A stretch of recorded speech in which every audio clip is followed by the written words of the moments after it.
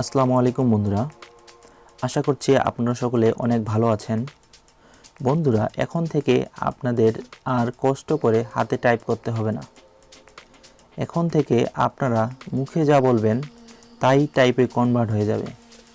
আজকের ভিডিওটি অনেক ইন্টারেস্টিং হতে চলেছে, তাই ভিডিওটি শেষ পর্যন্ত দেখতে থাকুন।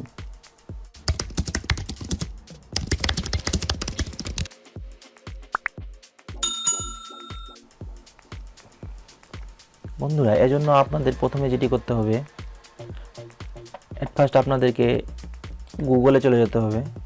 গুগলে যাওয়ার পর আপনাদের অ্যাকাউন্টটি একটি জিমেইল দ্বারা সাইন ইন থাকতে হবে।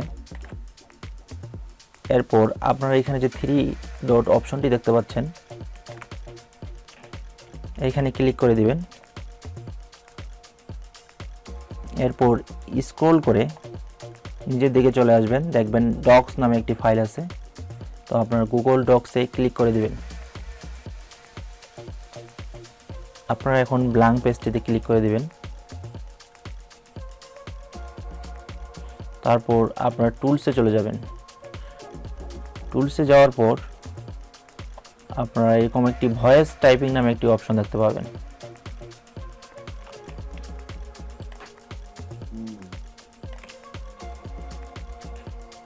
এরপর আপনারা এটিতে ক্লিক করে দিবেন।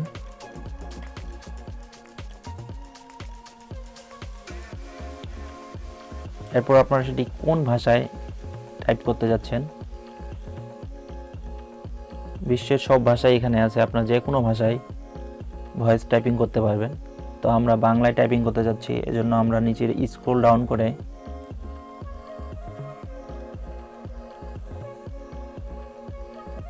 বাংলাদেশ এটিকে সিলেক্ট করে নেব। এরপর মাইক্রোফোন আইকনটিতে ক্লিক করে দেব। এখন আমরা মুখে যা বলবো তা অটোমেটিক টাইপে কনভার্ট হয়ে যাবে। তো এজন্য আপনাদের অবশ্যই নেট কানেকশনের প্রয়োজন হবে, এবং আপনারা যদি পিসিতে ভয়েস টাইপিং করতে চান সেক্ষেত্রে আপনাদের একটি মাইক্রোফোনের প্রয়োজন হবে ভয়েসকে ইনপুট দেওয়ার জন্য। আর আপনারা যদি মোবাইল অথবা ল্যাপটপ দিয়ে ভয়েস টাইপিং করেন সেক্ষেত্রে আপনাদের আলাদা মাইক্রোফোনের প্রয়োজন হবে না, কারণ এই ডিভাইসগুলোতে বিল্ট ইন মাইক্রোফোন থাকে।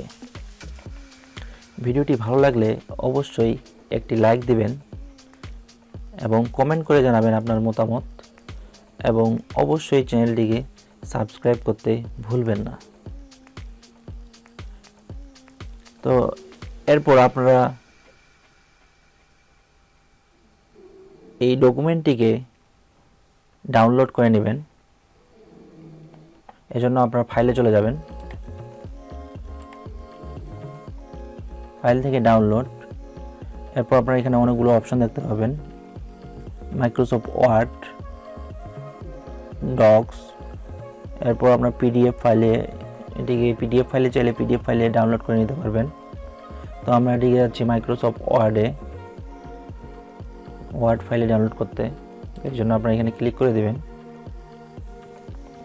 এবং আপনার লোকেশন দিয়ে দিবেন যে আপনার কোথায় সেভ করতে চাচ্ছেন ফাইলটিকে, দেন সেভ করে দিবেন। এরপর আমরা এটার উপর যদি ডবল ক্লিক করি,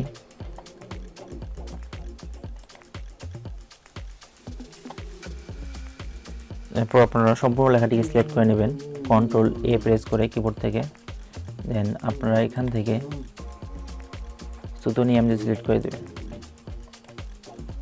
দেন আপনারা এটিকে এখন আপনাদের ইচ্ছা মতো এডিট করতে পারবেন।